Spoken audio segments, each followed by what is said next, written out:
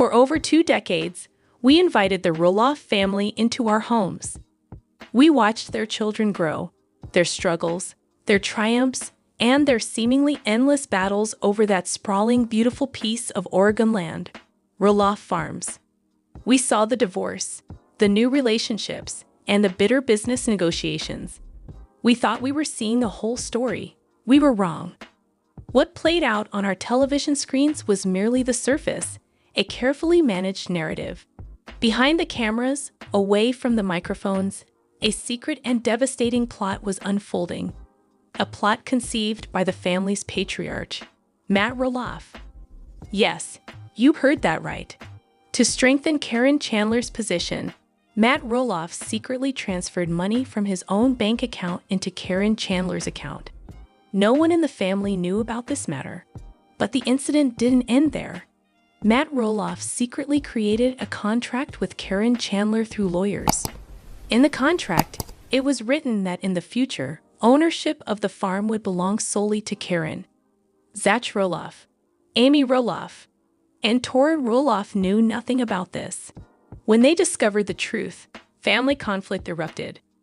Zach obtained evidence that Matt had repeatedly conspired to remove him from the farm. The farm's financial records revealed that Zach's name had been deliberately excluded.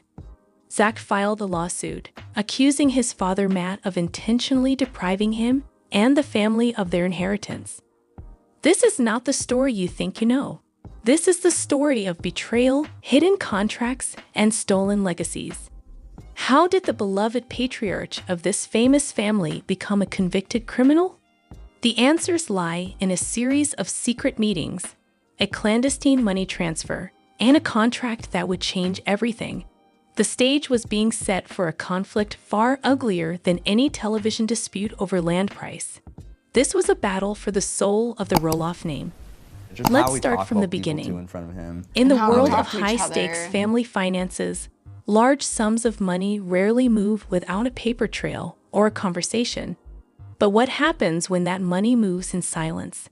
Our story's first tangible piece of evidence began with a single substantial wire transfer. Unbeknownst to his children, his ex-wife, or the television producers, Matt Roloff initiated a transfer of several $100,000 from his personal holding company into Caryn Chandler's private bank account. This was not a payment for farm supplies or a shared business expense. It was a personal gift, a massive infusion of capital into Caryn's sole control. On the surface, one might ask, so what? It was his money, wasn't it? But the secrecy was the alarm bell. This transfer was done with a specific intent to fortify Caryn's financial position independently of the Roloff family estate. It was a strategic move, strengthening her personal assets in a way that was completely detached from the complex, shared ownership and future plans of Roloff Farms. Matt, a man known for his shrewd business acumen, wasn't just being generous. He was building a financial fortress for his partner, separate from the inheritance he knew his children were expecting. How was this discovered? It would be this very transaction that later became a critical piece of evidence in Zach's lawsuit. During the discovery process, as Zach's legal team subpoenaed bank records, this anomalous transfer stood out like a beacon. There was no loan agreement, no memo for services rendered. It was a one-way movement of assets from the family patriarch to his girlfriend, who held no official ownership stake in the core farm property at the time. For Zach, Amy, and Tori, this discovery was a gut punch. It wasn't about the money itself. It was about the intent. It signaled a shift in allegiance, a clear message that Matt was prioritizing Caryn's financial security over the equitable future of his own bloodline. The question that haunted Zach was, why the secrecy? If this was above board, why wasn't it discussed? The answer, as they would soon learn, was that this transfer was merely the first domino to fall. It was the foundational funding for a much larger, more audacious plan that was already in motion, a plan that would be formalized in a document so shocking, it would make the secret money transfer seem like a minor indiscretion. If the secret money transfer was the alarm bell, the hidden contract was the detonation.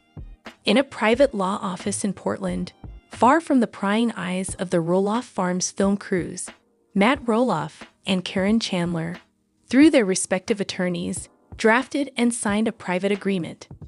This was not a will, which is a public document that can be contested and changed. This was a private, legally binding contract concerning the ownership of Roloff Farms. The core clause of this contract was as simple as it was brutal.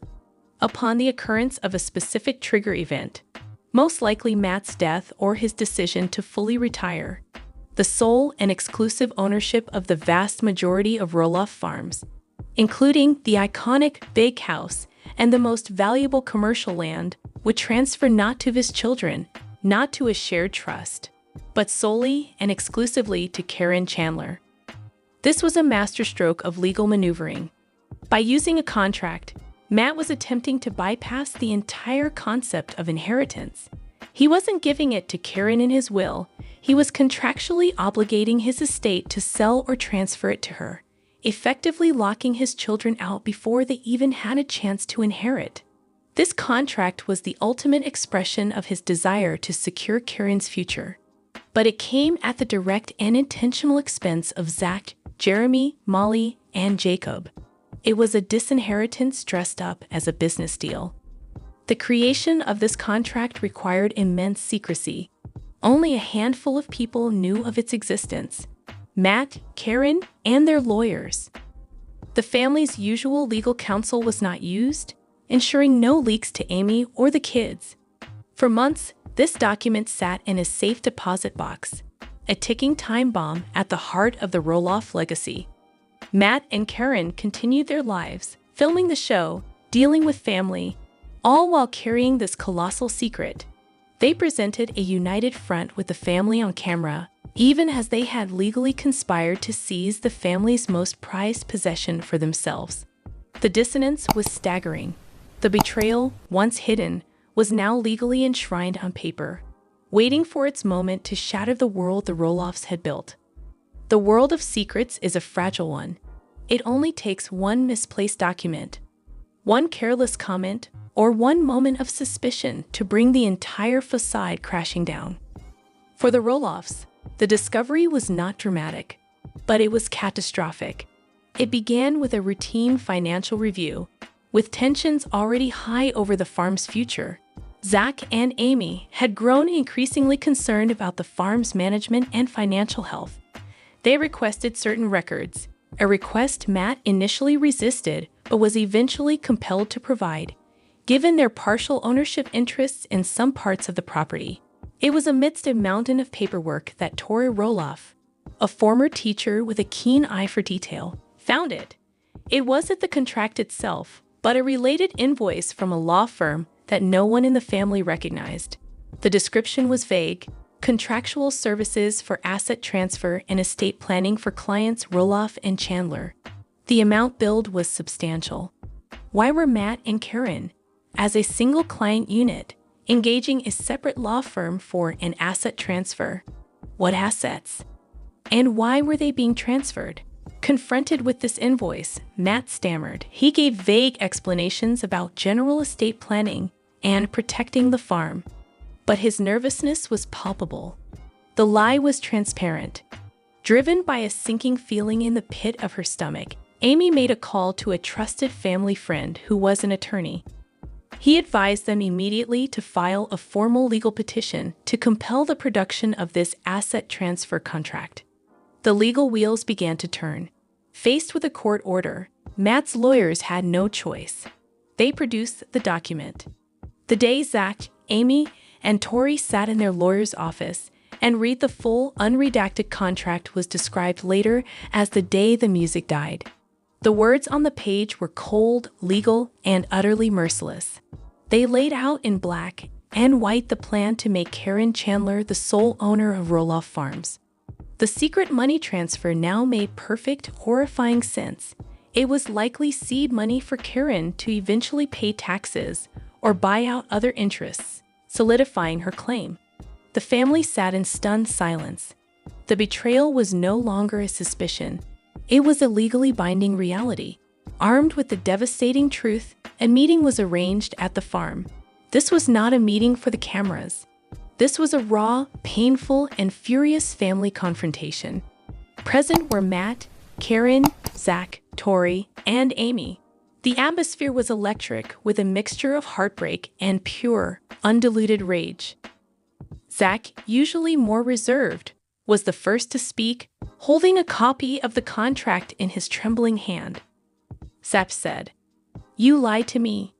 You looked me in the eye and talked about legacy and family, and you had already signed this. You were conspiring to take my future, my children's future, away from me. Why? What did I do to deserve this?" Matt, according to sources present, initially tried to defend the contract as a sound business decision to protect the farm from being broken up. He argued that Caryn was the one truly committed to the hard work of running it. Amy says, "Protected from who, Matt? From your own son? From your grandchildren? This wasn't protection. This was a theft. You stole from your family. You partnered with her to steal our children's inheritance." Then came the most damning accusation, one that went beyond the contract itself. Zach had been doing his own digging. He had obtained emails and financial records that painted an even darker picture. Zach said, "This isn't the first time, is it, Dad? The financial records from the LLC. My name was deliberately removed from the profit-sharing plan last year. You told me it was an accounting error. It wasn't an error. You and your lawyers were systematically writing me out. You were trying to make me so financially weak that I'd have no choice but to walk away." Caryn reportedly remained mostly silent until Amy turned to her directly. Amy said, "And you came into my home, you became a part of this family, and you helped him do this. You sat at my table, and you plotted to take the roof from over my grandchildren's heads. How do you sleep at night?" The meeting ended in a stalemate of tears and shouted ultimatums. Matt refused to nullify the contract. Caryn stood by him. For Zach, Amy, and Tori, it was clear. The family was broken beyond repair. The farm was no longer the issue.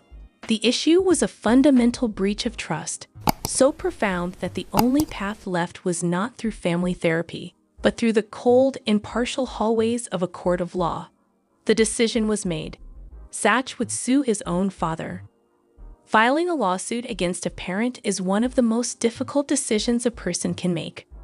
For Zach Roloff, it was an act of utter desperation, the nuclear option after all other avenues had been destroyed by his father's secrets.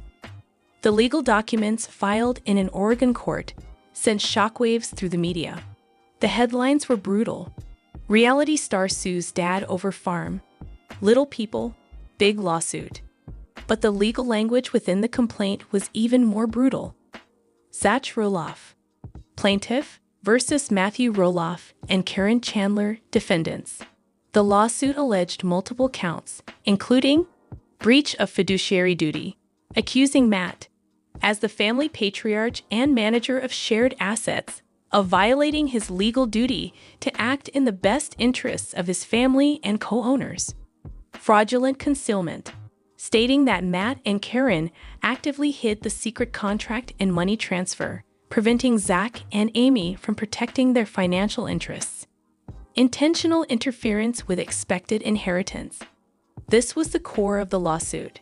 It argued that Matt and Caryn, through their secret contract, had intentionally taken actions designed to deprive Zach of his rightful inheritance. Conspiracy, alleging that Matt and Caryn had conspired together to accomplish this unlawful scheme. The lawsuit laid bare the entire sordid affair. It detailed the secret money transfer, citing the exact amount and the bank records. It included the damning contract as an exhibit for the entire world to see. It listed the financial records that showed Zach's name being systematically removed from farm-related entities. This was not a frivolous suit. It was a meticulously documented indictment of Matt and Caryn's actions. The media frenzy was instantaneous. The narrative of the beloved TV family was shattered, replaced by a tragic story of greed and betrayal. Matt and Caryn, through their publicist, released a statement calling the lawsuit meritless and heartbreaking, and claiming that Zach was misinterpreting standard estate planning. But their defense rang hollow against the cold, hard evidence presented in the court filings. The court of public opinion was swiftly turning against them. The real court, however, would be a much harder and much more expensive battlefield. The lawsuit moved into the discovery phase, a grueling pretrial process where each side can demand documents, ask written questions, and take depositions, sworn out-of-court testimony. It is here, under the pressure of oath and cross-examination, that lies are exposed and truths are forced into the light. Matt Roloff's deposition was a disaster for his defense. When confronted with the email chains showing him instructing his lawyer on how to structure the contract to avoid future family interference, his carefully constructed facade of estate planning crumbled. He was forced to admit that he never discussed the contract's terms with Zach, Jeremy, or Amy. He struggled to explain why bypassing his children in favor of his girlfriend was in the best interest of the family estate. His answers became evasive, his temper flared.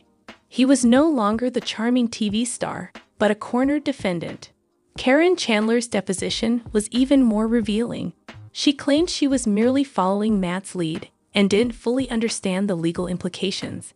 However, when presented with her own emails to the lawyer, which showed her actively negotiating specific terms of the contract to maximize her financial and ownership benefits, her plea of ignorance fell apart. She was asked a simple, devastating question. Did it ever occur to you, Ms. Chandler, that by signing this contract to receive sole ownership of a family farm, you might be depriving the Roloff children of their legacy? Her lengthy, hesitant pause, followed by a mumbled, "I trusted Matt's judgment," was a moment of profound self-incrimination. Meanwhile, Zach's legal team uncovered more evidence. How we talk to each other. They found the initial proposal from Matt's lawyer, which explicitly stated the goal was to insulate the core farm asset from claims by Matthew's heirs. They found financial projections showing that the secret money transfer to Caryn was indeed intended to fund a future purchase of the farm from Matt's estate at a below-market price, a legal fiction designed to legitimize the transfer. Every piece of evidence solidified the case for conspiracy. The law was not on Matt and Caryn's side. Their secret plan, designed to be ironclad, was being exposed as a blatant and unlawful act of familial disinheritance. With a settlement impossible, Matt still refusing to admit wrongdoing and Zach refusing to back down without a full and public vindication, the case went to trial. The courtroom became the new, heartbreaking stage for the Roloff family drama. The gallery was packed with reporters, fans, and stunned family friends. Zach took the stand first. He spoke not with anger, but with a palpable sadness. He described his lifelong dream of working the farm alongside his father, of raising his children there. He talked about the gradual erosion of that dream, the feeling of being pushed out, and the ultimate devastation of discovering the contract. When asked what he wanted from the lawsuit, he replied, "I want my children to know that their grandfather cannot just take what is rightfully theirs. It's not even about the land anymore. It's about justice." Amy's testimony was a powerful moment. She spoke of building the farm from scratch, of the blood, sweat, and tears they had all poured into the soil.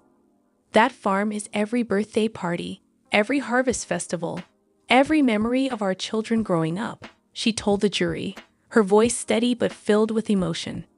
For Matt to hand that over to an outsider in a secret deal, it's not just a business betrayal. It's a betrayal of our entire life together. Then, it was Matt's turn. On the stand, his usual charm and bluster were gone, replaced by a defensive, weary man. His lawyer argued that as the primary creator of the farm's value, he had the right to decide its future.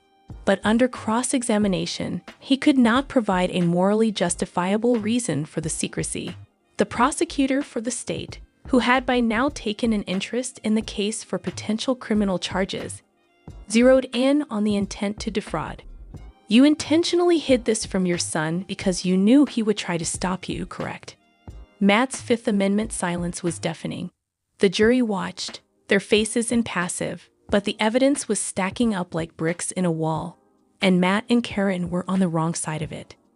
As the civil trial played out, something unexpected happened.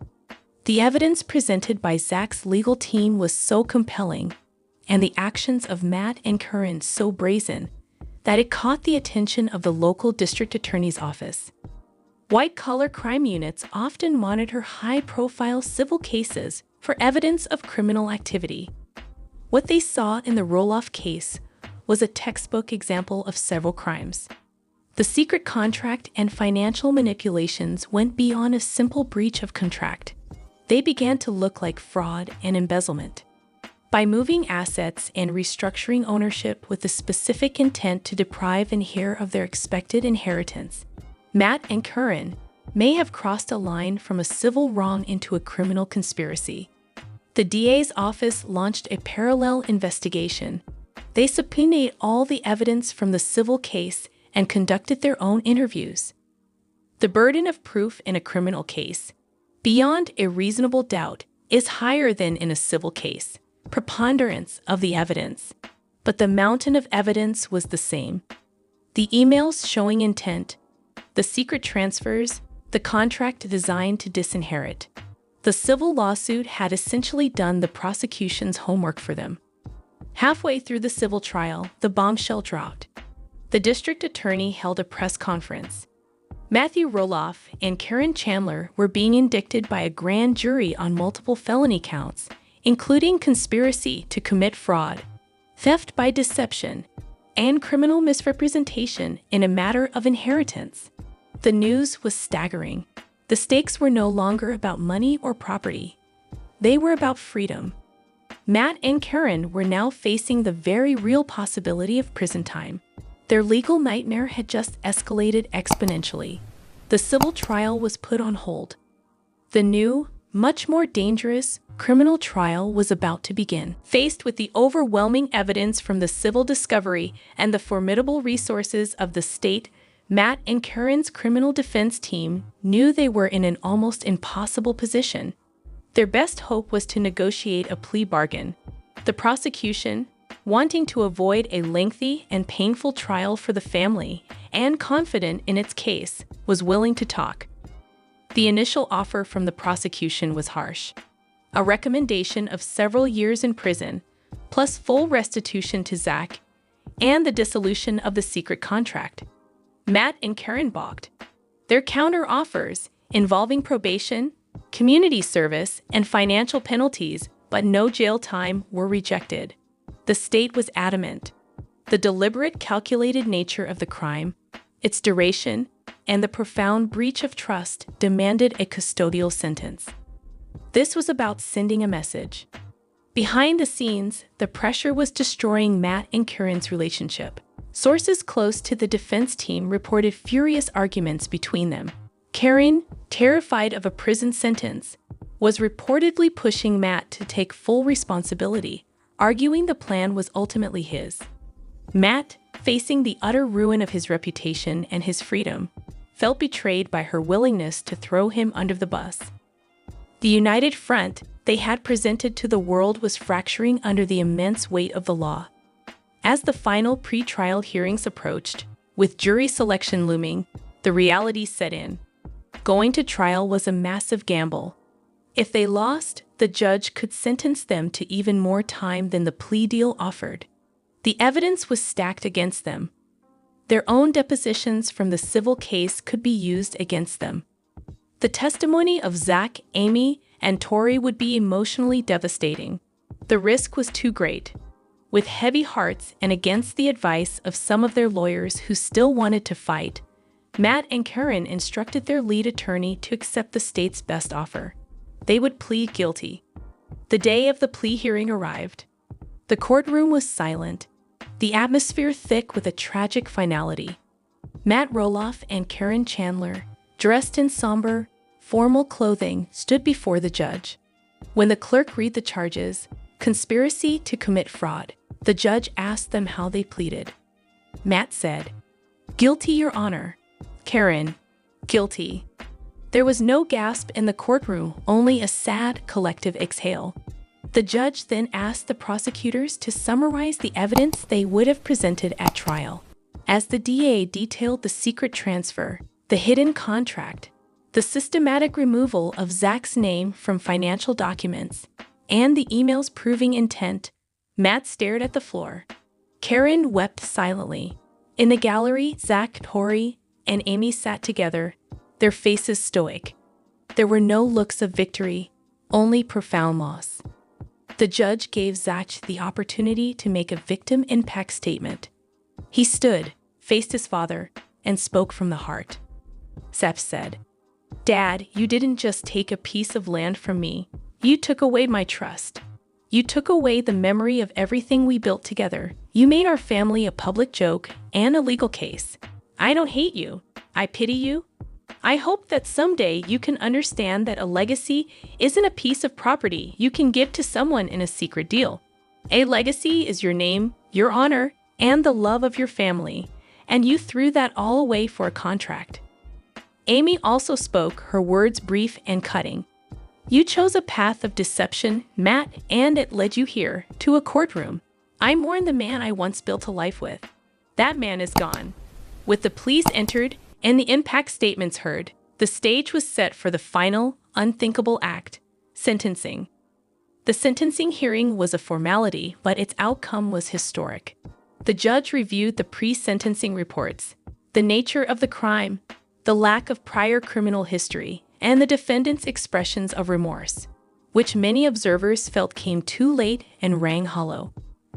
The defense attorneys made passionate pleas for leniency, arguing that the public humiliation and the complete destruction of their family life was punishment enough. They argued that prison would serve no purpose for two middle-aged, non-violent offenders. The prosecutor, however, argued the opposite. This was not a crime of passion or a momentary lapse in judgment, he stated. This was a cold, calculated, and long-term conspiracy to steal an inheritance.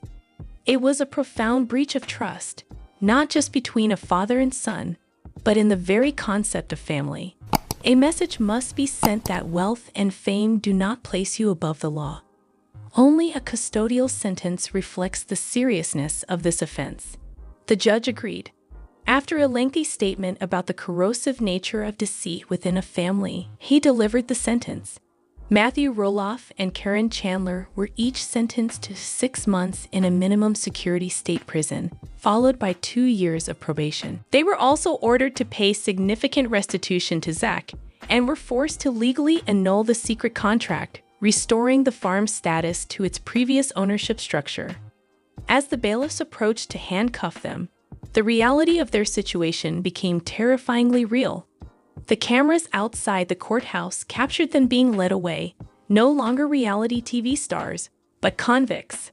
Matt Roloff, the visionary who built a world, and Caryn Chandler, the woman who stood by him, were going to jail for trying to secure that world for themselves at the expense of his family.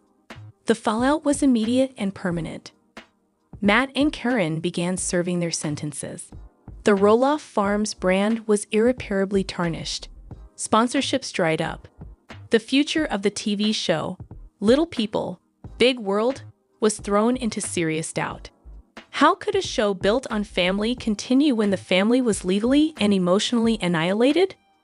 Zach, Tori, and their children moved away from the area, needing physical and emotional distance from the farm that had caused so much pain. They focused on their own lives and family, trying to build a new legacy, one untarnished by betrayal and lawsuits. The farm was no longer their dream, it was a crime scene. Amy Roloff released a statement expressing her sadness for everyone involved, but also her relief that the truth was finally exposed and justice was served. She had moved on with her new husband, but the pain of this chapter would undoubtedly linger for the rest of her life. Jeremy, Molly, and Jacob Roloff were largely silent throughout the ordeal, caught in an impossible position. The family was now fractured into irreconcilable factions. The big world, Matt Roloff had famously built had shrunk to the size of a prison cell. His legacy was no longer one of inspiration and perseverance, but a cautionary tale about how greed and secrecy can destroy everything you claim to love. The farm still stands, but the magic is gone, replaced by the ghost of a broken promise and the memory of a courtroom verdict.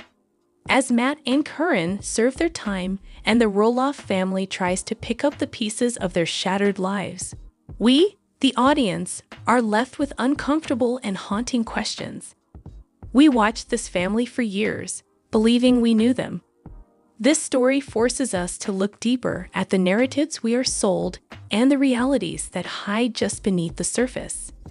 Was Matt's desire to control his legacy a justifiable reason for his actions? Or was it the ultimate act of selfishness? Did Caryn Chandler see a genuine future with Matt, or was she, as the lawsuit alleged, a willing participant in a conspiracy to seize a fortune? Can a family ever truly recover from a betrayal of this magnitude, one that required handcuffs and a prison sentence to resolve? But the most profound questions extend beyond the Roloffs. This is a story about family, inheritance, and the corrupting power of money that resonates in many homes, famous or not. Where do we draw the line between personal choice and familial responsibility? How far can a parent go in deciding their legacy before it becomes a criminal act? And when the pursuit of a big world destroys the little people within it, what was it all for? The story of the Roloff farm betrayal is over, but the conversations it starts are just beginning. We want to hear from you. What is your biggest takeaway from this tragic story?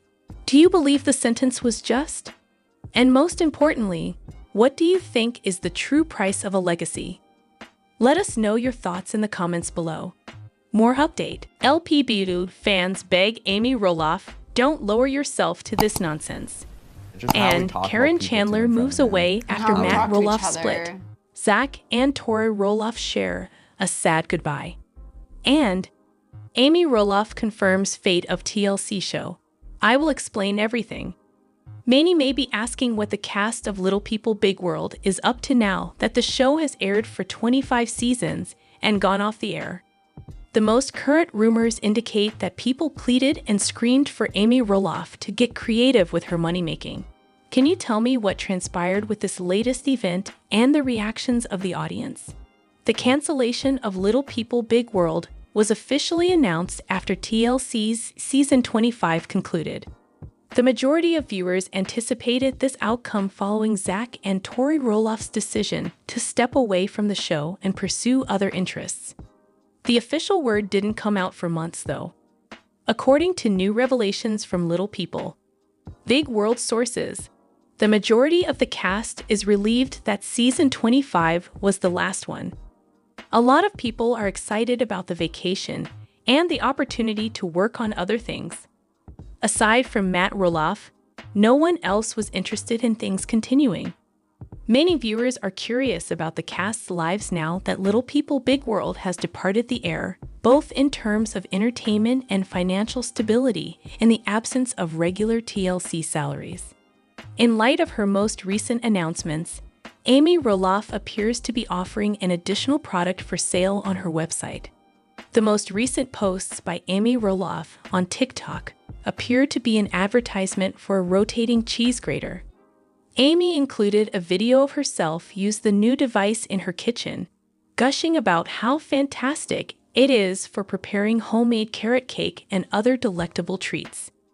Even while many viewers of Little People Big World are aware that the cast had to find other ways to make money since that production has ceased, many of them nonetheless criticized Amy Roloff for her involvement in this latest rotary grater scheme.